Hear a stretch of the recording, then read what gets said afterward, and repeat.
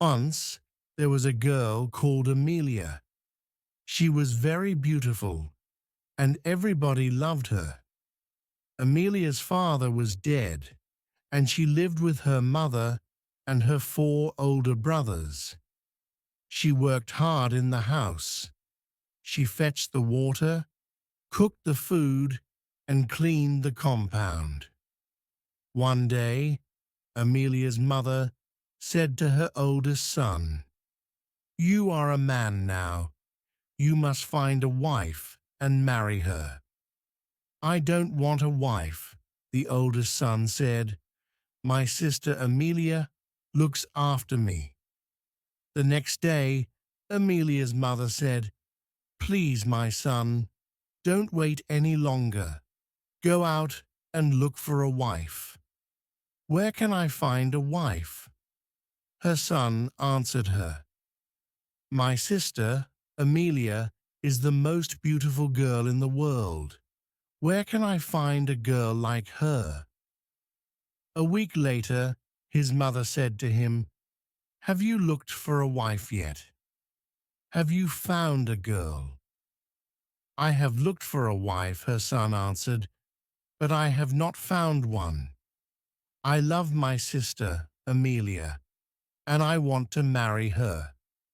Then she will stay at home with us forever." His mother was angry.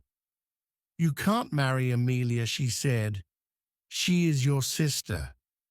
How can a man marry his own sister?" Her son was angry too. "Mother," he said, "I will never marry another woman. I want my sister, and I will have her." He spoke to his mother every day. At first, she was angry, but then she began to listen to him. At last, she said, "Yes, my son, you can marry Amelia. I will help you." The oldest son was very happy. The second and third sons were happy too. "Amelia will stay at home with us now," they thought. "We will never lose her." That evening, Amelia went to the river to fetch water. Her mother and her brothers stayed in the house. Amelia filled her pot with water and walked home. She went to the door of the hut. She wanted to go inside, but her oldest brother put his leg across the door. "Brother," she said, "please put your leg down. I want to come in." Her oldest brother smiled at her. "I am not your brother," he said. "I am your husband," and he put down his leg. Amelia tried to go in again, but her second brother held his leg across the door. "Please, brother," she said, "let me come in." "I'm not your brother," her second brother said. "I am your brother-in-law," and he put down his leg. Amelia waited. Her third brother's leg was across the door now. "What are you doing?" she said. "Please, brother, put your leg down. Let me come in." "I am not your brother," the third brother said. "I am your brother-in-law," and he put down his leg. Now, Amelia's mother sat beside the door. She put her leg up. Amelia couldn't go inside. "Mother," she said, "please let me come in. Please put your leg down." "I am not your mother," her mother answered. "I'm your mother-in-law," and she put down her leg. Amelia's fourth brother sat beside the door now. He was disabled. His legs were weak, and he couldn't walk. He lifted one leg with his hands. "Brother," Amelia said, "why are you doing this to me? Please, let me come in." Her fourth brother put down his leg. "Yes, dear sister, you can come in," he said. The next evening, Amelia went to the river again. When she came home, her family was together in the hut. Again, they lifted their legs against her.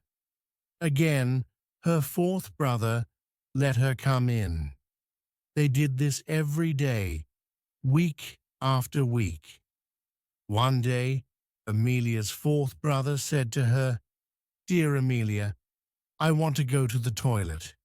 Please carry me outside." So, Amelia picked up her brother and carried him out to the fields. She stopped beside a field of teff. "Don't stop here," her brother said. "I can't use this place. The teff will become dirty." So Amelia carried him on. They came to a field of sorghum. "Not here," said her brother. "The sorghum is for our food. I don't want to make it dirty." Amelia carried him far away to a place full of trees. "Put me down here," her brother said, "and sit beside me. Listen, I don't need to go to the toilet. I brought you here because I want to talk to you. Our mother and brothers have a plan for you. Tomorrow they are going to give you to our oldest brother. They want you to marry him." Amelia was very unhappy. "What?" she cried. "My brother wants to marry me, but I can't marry my own brother. It's a wicked thing to do." "I agree," her youngest brother said, "but they will try to force you. My dear sister, you must run away. Go now." "But where can I go?" Amelia said. There were tears in her eyes now. "Who will help me?" "God will help you," her brother said. "Be strong. Go." So Amelia ran away.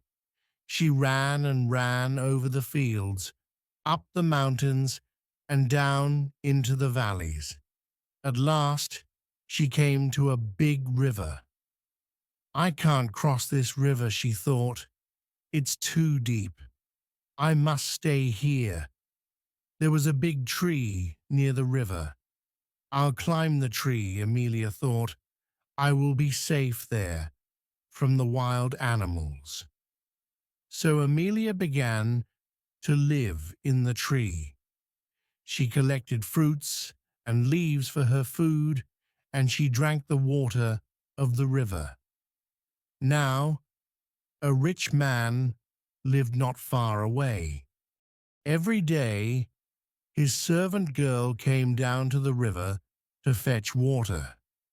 One day, the girl walked under Amelia's tree to the edge of the river. She put her pot down and began to fill it. Amelia was sitting in the tree above the girl's head. When the girl filled her pot, she looked down at the water and she saw Amelia's face. "That's my face," the girl thought. "Oh, how beautiful I am." She looked at the face in the water again and again. "That is not the face of a servant girl," she thought. "It's the face of a princess. I'm not going to be a servant any more. I'm going to find a rich man to marry me." She dropped her pot on the ground, and it broke. "It doesn't matter," the girl said. "It was just an old water pot. I don't need it now. I'm beautiful. I'm going to be a princess." She ran back to the rich man's house, but before she reached it, she began to think. "I broke my master's pot," she thought, "and he is waiting for his bath. He will be angry with me. I must take another pot and go to the river again." So the servant girl fetched another pot and went back to the river. But again She saw Amelia's face in the water. "It's true," she cried. "I am the most beautiful girl in the world." She dropped the second pot, and it broke too. Then Amelia spat on the girl from the tree. The girl looked up and saw her. "Oh," she said, "I am not beautiful at all. The face in the water was not mine. It belongs to the girl in the tree. I will tell my master. I have broken 2 of his pots, but when he sees this girl, he will not be angry with me." So the servant girl ran home to her master. "Master," she said, "I saw a girl in a tree beside the river today. She was as beautiful as Saint Mary. She is the most beautiful girl in the world. I was very surprised, and I broke your water pots." "Don't worry about the water pots," the rich man said. "Where is this girl? I want to see her." "Come to the river with me," the girl said. "I will show you." So the rich man followed the girl to the river. He stood under the tree and looked up. He saw Amelia. "My servant was right," he thought. "This is the most beautiful girl in the world, and I want to marry her." "Beautiful girl," he said, "why are you hiding in the tree? Have you done something wicked? Does your family want to punish you?" Amelia didn't answer. She said nothing. The rich man turned to his servant. "Go back to my house," he said. "Bring me my spear and 2 carpets." The girl ran home. She came back again quickly with the carpets and the spear. The rich man stood the spear in the ground. The sharp point of it was below Amelia. He put 1 carpet on one side of the spear and the other carpet on the other side. Then he spoke to Amelia. "Jump down from the tree," he said. "Perhaps you are a bad girl. Perhaps you did something wrong, and your family is angry with you. Is that why you ran away? Is that why you are hiding up there in the tree? If that is the reason, you will fall on the spear. But perhaps you are a good girl. Perhaps someone tried to hurt you, and you ran away to save your life. Is that why you are hiding in the tree? If that is the reason, you will fall on the carpet." So Amelia jumped down from the tree. She fell on the carpet, and the rich man picked her up. "Marry me," he said. So Amelia married him. Now a new life began for Amelia. She was the wife of a rich man. She lived in a big house, and she had many servants. She forgot about her mother and her brothers. She was happy. But Amelia's 4th brother did not forget his sister. He left his mother's house, and he began to travel everywhere. He was looking for Amelia. It was very hard for Amelia's brother. He could not use his legs, but only his arms. He needed other people to help him. One day, he came to the rich man's house. He sat outside under a tree. Amelia's servants saw him. They ran to Amelia. "There is a man outside your house under the tree," they said. "His face is like your face, his eyes and his nose, his mouth and his hair. They're all like yours. Is he a relative? Does he come from your family?" "I have no relatives," Amelia said. "I have only one brother, and he is disabled. Go and look at the man again. If he is disabled and cannot walk, come and tell me." The servants hurried out to the tree again. Soon they came back to Amelia. "He looks like you," they all said. "His hair, his eyes, his teeth." "But is he disabled?" Amelia said. "Can he walk?" Her servants looked at each other. "We don't know," they said at last. "He was sitting on the ground. We didn't see his legs." "I will see him myself," Amelia said. Her servants put carpets down on the ground for her, and Amelia walked outside. She went to the tree and saw her brother. She was very happy. She ran to him and kissed him. "Oh, my dear, dear brother," she said, "come into the house. You are tired and hungry. You must rest, and I will make a delicious meal for you to eat."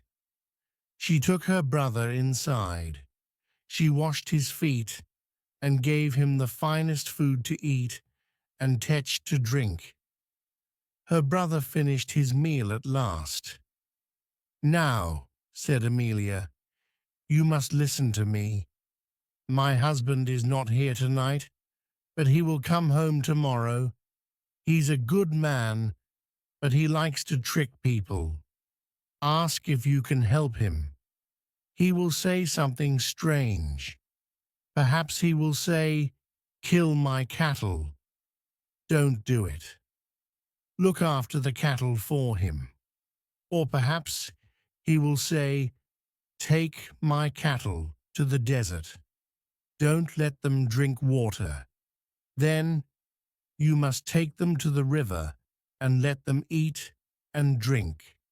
Listen carefully to his words and do the opposite." The next day, Amelia's husband came home. "My brother is here," Amelia said. "He wants to help you." "Ah," said her husband, "that is good. He can take the cattle up to the mountain and push them over the cliff." Amelia's brother smiled at her. "Good," he said. "I will do that." The next morning, he went out with the rich man's herdsman. He took the cattle to the valley, and they ate the good green grass.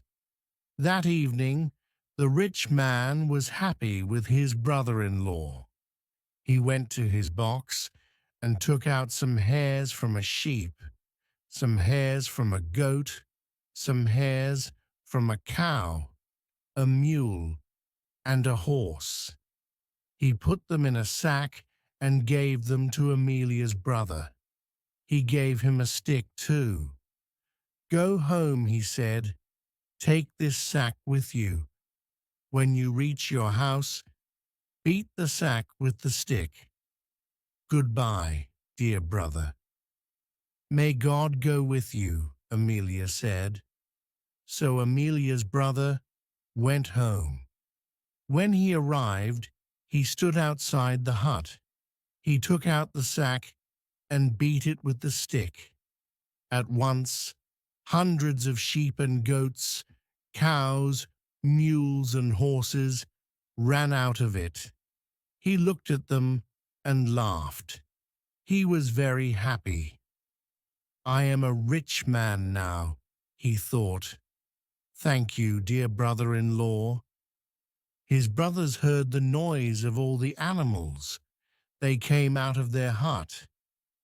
"What happened to you?" they said to the fourth brother.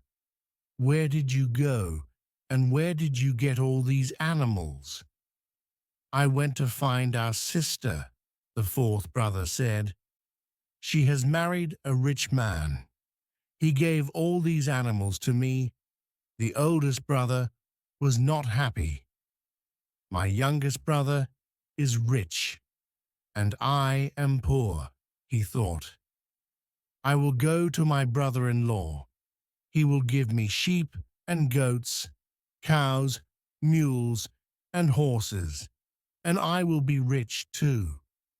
So the eldest brother went off to find Amelia. He came at last to her house and sat down under the tree. He called to her servants. "Find your mistress," he said to them. "Say to her, 'Your brother is here.'" The servants went to Amelia. "Another of your brothers is here," they said to her. "He is sitting outside the house, under a tree."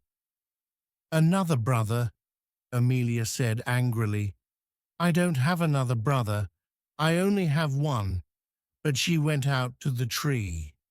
Her oldest brother jumped up. "Dear Amelia," he cried. My lovely sister Amelia did not smile at him. She didn't kiss her brother. She didn't talk to him. That night, Amelia's husband came home. Amelia's brother was very polite to him. "Please," he said, "let me help you. Let me take your cattle out tomorrow." "Very well," said his brother-in-law. "Take them to the desert and kill them all." Amelia's brother was surprised. He looked at Amelia, but she didn't look at him. She didn't speak to him. The next day, Amelia's brother took his brother-in-law's cows to the desert, and he killed them all. That evening, he said to his brother-in-law, "I obeyed you, brother. I took your cows to the desert, and they are all dead. Where is my reward?" His brother-in-law went to his box.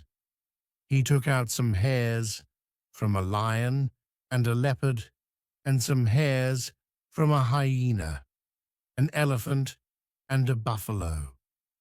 He put them in a sack and gave them to Amelia's brother. He gave him a stick too. "Go home," he said. "Take this sack with you. When you reach your house, beat it with the stick." "Thank you," said Amelia's brother. He was happy. "I will be a rich man soon," he thought. He hurried home. When he arrived, he stood outside the hut. He took out the sack and beat it with the stick. At once, hundreds of lions, leopards, hyenas, elephants, and buffaloes ran out of the sack. They turned on Amelia's brother and ate him. Then they ran away. Amelia and her husband lived happily for many years and had many fine children. And Amelia's fourth brother was rich and happy too for the rest of his long life.